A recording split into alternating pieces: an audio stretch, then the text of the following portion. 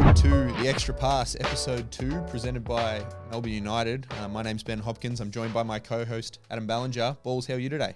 I'm doing great, man. Doing great. Happy to be here for episode 2. We made it. Yeah, we made it. Not cancelled after episode 1. Yeah, we're doing all That was right. the hope. And we're lucky enough to be joined here by new Melbourne United signing, Tanner Krebs. Tanner, how are you, mate? Good. I'm excited to be here. Who came up with the name? It definitely wasn't Everyone Goulding. keeps asking that. It was me. Definitely wasn't Goulding, was like it? He it? didn't have the extra. He didn't. No. Chris, no, he's not an extra passer. He's a receiver. It's basic, but it gets to the point. It's clever. Something United-y. Something Yeah, that it's clever. I like it. we went through a lot of different names, but this one seems to work enough. You found a good one. I to the like point. it. I like that. I appreciate that. That's all I need to hear. You're just trying to Good butter me up. start. I Yeah, was it's going a to hit good him with start. really hard questions, but now I'll go easy on him. No, what's it been like? You're down here in Melbourne for a bit. What's it been like enjoying the city? Yeah, I love Melbourne. Always loved Melbourne. I used to come here a little bit as a kid. Big footy fan, so I always used to love coming to the games, and Bombers fan. So It's been a rough time. it's been a rough few years, few decades, but no, we're starting to get on the right track a little bit, I think. There's definitely an aura within the footy club and within the fans that, I like the direction the club's going in. Balls, did you ever pick up an AFL team? Or Yeah, Bombers actually. There we go. Yeah, Oh, really? That's The what I like Bombs, to hear. Go Bombs. I was, my wife, her whole family was Bombers everything, so I didn't have a choice. Yeah, fair enough. I'm a Lions man, so we had a real high when I was young, and then real low when I was sort of coming up, and now we're back up, so it feels good. Thanks for Joe Danaher, just sort of That's getting, all right. getting him in a good spot. That's now he can okay. kick as many goals as he wants for us. What's the off season been like for you? Is it? I always find it interesting what pros do in the off season. Is it non-stop working on the game? Obviously, you're playing NBL 1 at the moment, but what's it been like? Do you like to try to take some time away to travel, or is it gaming? Just time for yourself? What's that been like? Yeah, I like to take some time off, just kind of recoup, recover, just switch the brain off a little bit. The seasons are long, they're intense, so try to kind of reset, and then usually that takes about a week or 2, and then by then I'm like, man, I need to get back into it. Like, I'm bored. I gotta get back into it. So, yeah, I like to game a lot. It's kind of my downtime and my peace. Really, I'm really kind of just a homebody, so I just like to hang out around the house and just find things to do. So that's kind of what I do in my off season. Really, just watch movies, play video games. What's the go-to game at the moment? Call of Duty, I think, is kind of what I'm playing a little bit. Warzone? Yeah, a bit of Warzone, just a bit of multiplayer. I started playing Madden as well. I play a bit of golf too. Oh, yeah, so I enjoy getting out and. Actual, not video game golf. No, golf. actual Yeah. physically playing. I do play the video game golf. I got too. into It's the fun. PGA game, and I was It's like, this fun. makes me want to have a hit. Yeah. And then I was just down away with my partner's family, and my partner's dad is elite at golf, and her brother is okay at golf, and then I don't know how terrible I can make myself sound at golf. Balls ever get out on the golf course? I've tried it a few times. My dad loves it. Always, teammates always loved it. I just couldn't stick with it. I couldn't make it past 2 or 3 holes, but disc golf. I'm a disc golfer. Disc golf?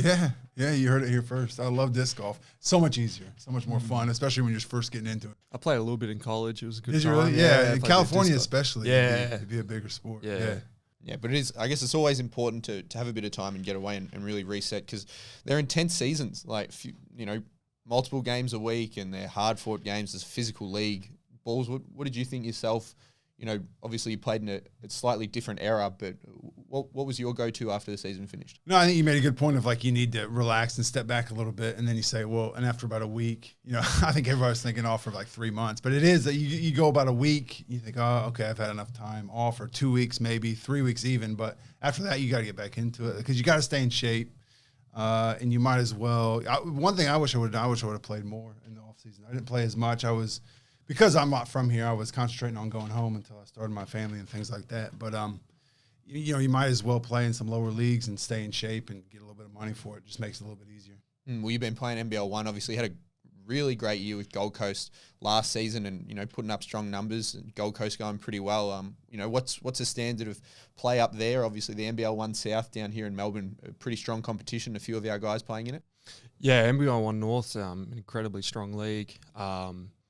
Every game you play, there's two or three NBL guys on each team, so the competition is so high. And my coach at college, Randy Bennett, once said the best way to stay in shape is not to get out of shape. So, it's really important to hone your skills and stay in shape. So the NBL 1, whether it be the South, the North, the West, wherever it is, it's it's awesome just to be able to play the game you love. Yeah, well, it's great to hear. And look, we'll get into a bit about, you coming to Melbourne and why you wanted to join this team. We'll take a quick break and we'll be back with the extra pass after this. Melbourne United memberships are on sale now. Lock in your seat for the most exciting show in Australian sport and guarantee you're there for every highlight across next season. To find out more, go to membership.melbourneutd.com.au. And we're back with Tanner Krebs on the Extra Pass presented by Melbourne United. Obviously, a massive thing, and it was a massive move for you to come down to Melbourne. Can you take us through, a bit about why you wanted to come join this club? One of the main reasons I wanted to join the club was you just look at the past players, and some of the players I've had relationships with, like Jock Landale, I went to college with and played with him, played in some really big games, and just the success he's had ever since coming to Melbourne. And then after that, Jack White, went to the AIS with him and played on some national teams with him, and seeing his success now, and just the rich history of the club, championships. I'm a winner. I like to think of myself as a winner, and I'm competitive and I want to win. And I felt that Melbourne United was the best place for me to do that. Yeah, absolutely. Balls, over the course of your career, you obviously 12 years in the NBL, how much did that come into your decisions on where you wanted to play and when you were looking, at that sort of stuff in the off-season, just, wanting to be at a winning club rather than, potentially maybe getting a greater opportunity somewhere else? Yeah, it's a balancing act. You got to weigh up who wants you. If you want to go to a winning club that doesn't want you, that's kind of tough to get there. And then, once you get set in a spot and you start to get a family and things like that, it's harder to move around. I would have rather been at winning clubs. I think I would have happily given up a little bit of money. It's not like we were making that much back then anyways, but winning is a lot more fun in anything, no matter what level of sport you're at. If you're winning, you're just enjoying your life a little bit more. But it doesn't always work out that way, as far as you can't really pick where you want to go. But sometimes you can. Other times you just got to be, if you're paying money to get played basketball, it's a pretty good deal.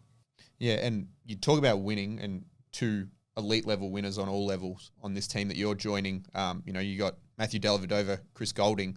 We're around the same age. I know coming up, those were guys that just as a basketball fan, I was just like, well, these guys are on another level. What's it like to, join a team with a couple of guys that you grew up watching? Yeah, it's extremely exciting. I can't wait, to get in amongst it and just be a sponge and just learn off these guys. And I'm excited to get to know them personally as well. I've had a little bit to do with Delhi, just with that St. Mary's connection, but not a whole lot. And then same with Goulding, like I haven't, been rivals really, kind of, and just playing against each other. So it'd be nice to kind of be on the other side of that and get to know them and just build relationships with them, and then hopefully that can carry over onto the court and we can just feed off each other a little bit. But yeah, two legendary players in Australian basketball, and it would be a privilege to play alongside them and compete with them. Talk us a bit about the St. Mary's connection, and you can sort of jump in, Balls. Obviously, you didn't play with Delhi, but we've also got, you got Delhi, you got Kyle Bowen coming in, we've had Jock in the past. What sort of relationships and I guess what sort of relationships get formed within those college walls and even with alum and guys who played there in the past?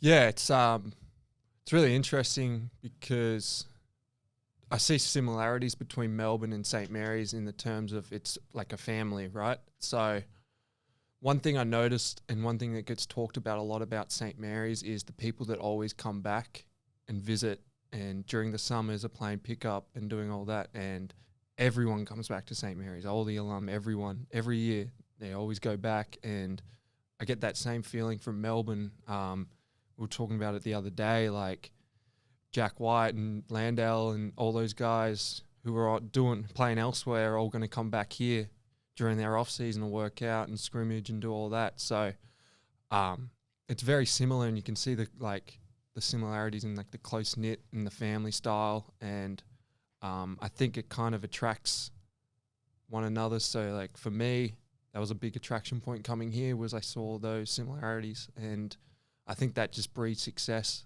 when you have that culture within the club. So yeah, it's awesome and it's exciting. Yeah, I think it's hard to get that in a professional club, and to have that here is pretty unique. But college, like you went to college for 5 years, so did I. 5 years is a long time. It's a lot of college, and it's a lot of basketball. Like, it's a real commitment. I know you were redshirted your first year. I did the same thing.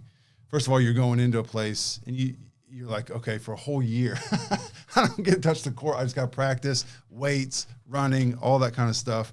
And it's a lot of pressure. There's a lot of pressure the coaches put on you. The coaches have a lot of pressure to win. So it really brings you together. It brings the team together. Like, to get through some of those moments, you've got to be close-knit. You got to be friends. You got to be hanging out off the court. It's a pretty unique experience. It's not for everybody, but to get through it, it definitely makes you a better player coming out. Or at least that's how I felt. Yeah, and even just touching on what both of you guys just said, I want to get into a mailbag question we got from Jake. And it can be for both of you, obviously, pretty distinguished college careers. Who was your biggest college rival, and can you talk us through how intense those games were? Oh, mine's easy. It's Gonzaga every year. Yeah, those games were nuts. To give an example, whenever we would play at Gonzaga, they would do a thing where they would camp, like the students would camp out for a week. So they'd be on like their main lawn, and all students would just camp out to get tickets. Their students just to get games. So when we were coming into town, and then like just insanity. Like, it was also snowing. Yeah, up in Spokane at the time. So smaller stadium too, right? Like how many? It's like 8,000, 9,000. Yeah. So it's actually quite in small, but just nuts. And then their student section, we would be there 2.5 hours before the game, and their student section was already packed to the brim and just chanting and throwing insults. Yeah, they know everything. They knew everything and know everything about you. They knew more about me than I knew about myself. And can you give an example of like something you're warming up, just shooting free throws, and then someone just comes something out of left field? Like, how the heck do you know that? Something like, I think one time I was like there warming up, and someone started chanting like girlfriend from when I was like 13 or something, like chanting a name. And I was so confused. And I was like, what is he saying? And then I picked up what he's saying. I was like, there's no way.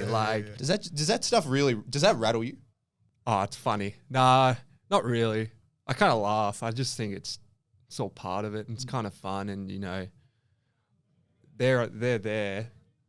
Like, I don't know who they are, but they know who I am. So I kind of look at it like that. But it's cool. It's fun. And it's what sports is about, right? Like, just enjoying it. And, if people want to throw shade and bring excitement to the game, then go for it. Like, it doesn't bother me. And I guess it's real highs and lows. Like, it's so much intensity in those games. And then, when you get those big wins, obviously Gonzaga, they would have usually been ranked above you guys and stuff like that. Yeah, I think we played them every time, played them like 4 or 5 times when they were number 1 in the country. And we beat them once. Big storm the court moments. Yeah, we beat them in the conference tournament when they were number 1 in the country to go into the NCAA tournament. And yeah, it was, I think they were like, they had to do ESPN do the rank, like the percentages of win to start the game, and I think it was like 99.5% chance of them winning the game, and then just slowly seeing that graph go down towards us throughout the game was crazy. That's just all bulletin ball stuff. That's bulletin board stuff, just stuff you put up in the locker room. Like, no one's giving us a chance. No, it was one of the best feelings of my life was winning that game. So. No, every time we beat Gonzaga was a pretty special feeling and amazing. But it's a good rivalry, very well respected rivalry. So, No, those games were a lot of fun. I miss playing in those. Bulls, you had some pretty intense showdowns with Michigan. Michigan by far was our biggest rivalry. And it's like a true hate, like the students, especially the students, they really hate the other students. Like they had to like guard there's a Spartan statue that gets guarded for like a week leading up to the games because, the rival schools come and trying to paint it, like movie type stuff, but it does actually happen. And then, the games were intense, man. They were intense. I was lucky enough to be on some really good teams, and we usually got the best of Michigan. Actually, my whole time there we did, and they beat us once my senior year. But it was a big deal, man. It was a big deal to play in those games and to win them. And there's certainly a buzz on campus after you beat your rival. Yeah, and look, it's pretty exciting, that stuff, stuff like that. And I can imagine also pretty exciting getting to represent Australia at the junior level. I was having a look. Under 19s 2015 World Championship. That was a pretty stacked Australia team. Can you take us through those memories, getting to put on the green and gold and share the court with a lot of guys that are playing overseas, playing in the NBL now? There's a heap of talent on that team.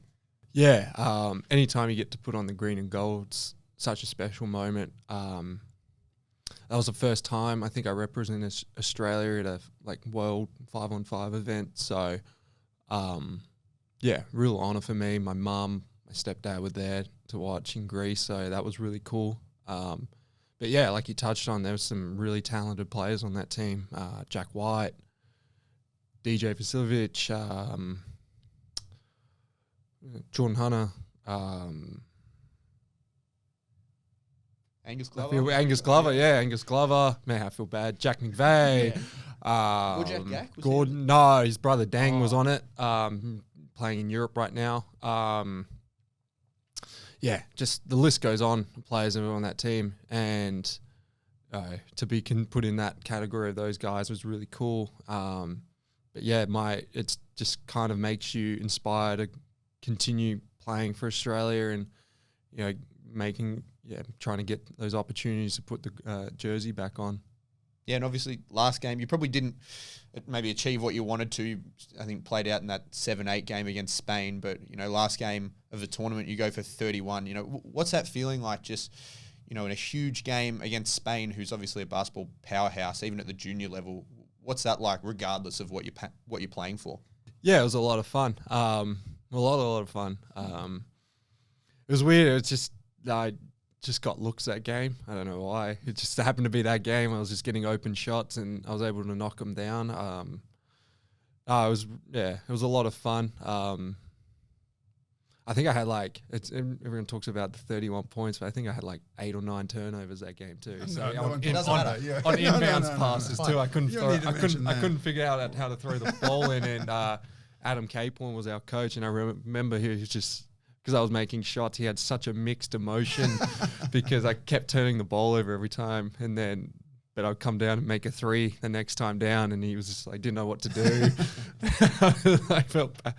But that whole tournament was a lot of fun, and playing at a World Cup on the biggest stage as a junior is really special. And I just look at the talent that was on other teams playing, like USA, Jalen Brunson, Jason Tatum, which are there.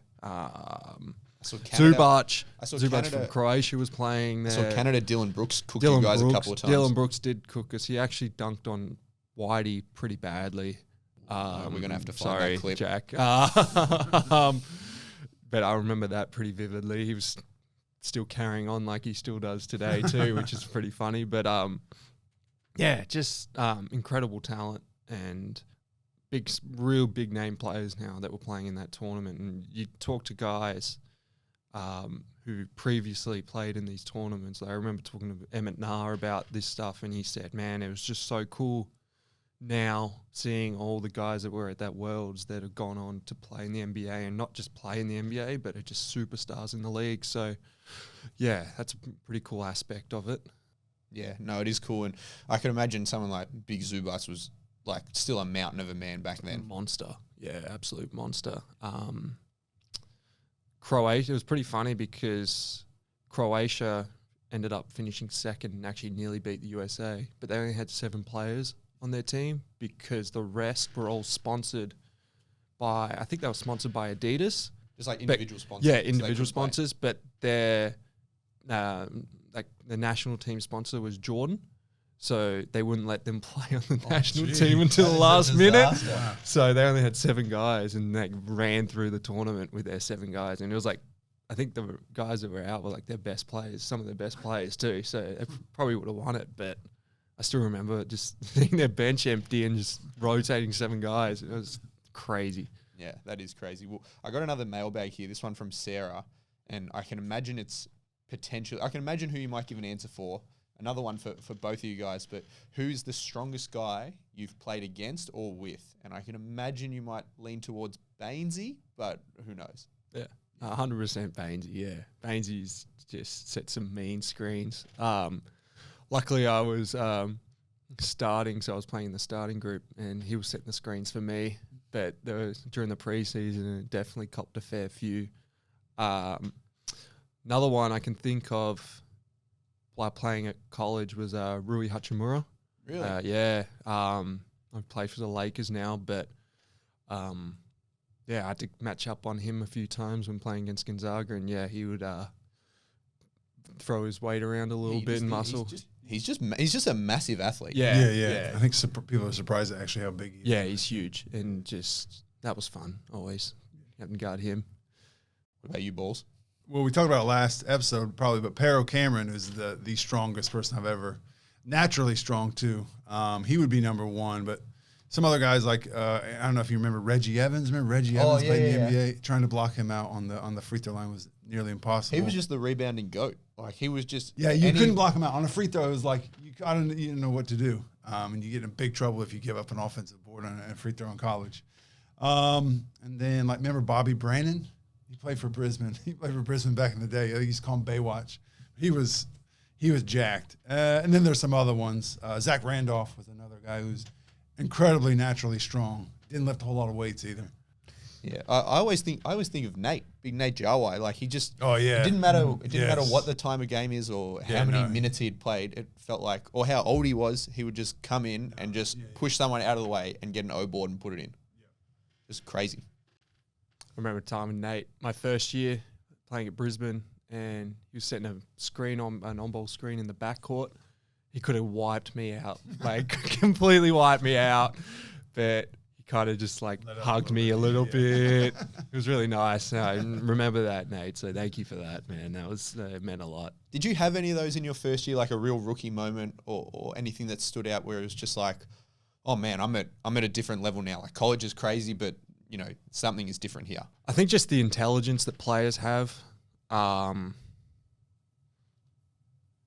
talk a lot about Jason Kadee and just how smart and his basketball IQ is. And I just remember like those first few training sessions and just watching him kind of just control the game and control the tempo. And I've never really been around a player kind of like that. I think the closest I can compare to is probably Emmett Nair in college. He did a really good job of that, but Jace is just a whole different level of just being able to like control the flows of the game, and that kind of stood out to me as something I was like, wow, okay, I'm really like, this is next level of guys playing. And I think as you get older, that kind of comes with it a little bit, but also just I think it's testament to how talented the league is and how good these players have to be. So yeah, I think that's one thing that really stood out for me.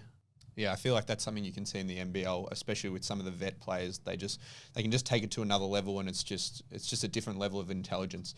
Well, we're going to take one more break, and then we're going to come back with Fast Five with Balls. We're going to have some fun. He's going to throw some curly questions at you, and yeah, sweet. And we'll be back after this break. Want to stay up to date with everything happening at Melbourne United? Download the Melbourne United app today. Filled with videos, audio and articles about your favourite team. It's the one-stop shop for everything Melbourne United. Download the Melbourne United app via the App Store on iOS or the Google Play Store on Android. And we're back here on the Extra Pass with Tanner Krebs, presented by Melbourne United. And I'll hand it over to you, Balls, for I know probably your favourite part of the show. Ready? This is Fast Five with Balls. Been waiting for this the whole time. Now we're on to the fun stuff. Yeah, they're hard hitting, so I hope you're ready. All right, Tanner's a pretty unique name. Not a whole lot of Tanners around. Who are your top 3 Tanners of all time? Me, and me. Because I looked it up, I Googled it, and there's not a whole lot. Nah, it's pretty There's not unique. many. Yeah, it's a very unique name. There's some NASCAR drivers, I think. I think they like half of those guys are named Tanner, but I feel other like than that, it's a very American. It is a very American name. yeah, I guess you're right. Your dad's American. Yeah. Yeah. I knew a Tanner in high school. Tanner Runkle. Good Shout guy. out. Awful at basketball, though. Actually, there was a kid, it's not at St. Mary's, but lived in like the college town, and they used to come to the games. And his name was Tanner Krebs, same name. Oh, really? No kidding. The Krebs family. Yeah, it was super weird. Maybe that's. It was cool. So you got to put him in the top. Yeah, fewer I'll than chuck him, him. maybe. I'll Yeah, chuck him at there. No, I'll chuck him number 1, and then me and me. Hopefully he's listening. Yeah. All right. 5 years of college. All right, man. That's a lot of pizza. A lot of pizza. Do you have a go-to order, or did you have a go-to spot you used to go to? Mountain Mike's was our pizza spot. They used to do the mountain pizza, which would probably about the size of this table. Yeah, it was nuts, but that was a good spot. Mike's. That sounds nice. That Yeah. sounds like fun. What's the go? What was the topping on the? Yeah. It was like a meat lovers. Yeah. Everything. Yeah. All right, you spent the last 3 years in Brisbane. Do you know why they call it Bris Vegas? Any clues up there as to why they would call it Bris Vegas? Yeah. Have you been to Vegas? Yeah, I've been to Vegas. Is there any comparison? No, whatsoever? absolutely not compared to Vegas. But I'm thinking if in terms of Australian cities, it's probably the One of closest. the closer? Yeah, that in Gold Coast. Yeah, I would say like Gold Coast. Gold maybe Coast is probably closer. more like Vegas, just on Yeah. the beach a little bit. 'Cause I always hear Bris Vegas. I always thought it was because it's like Vegas.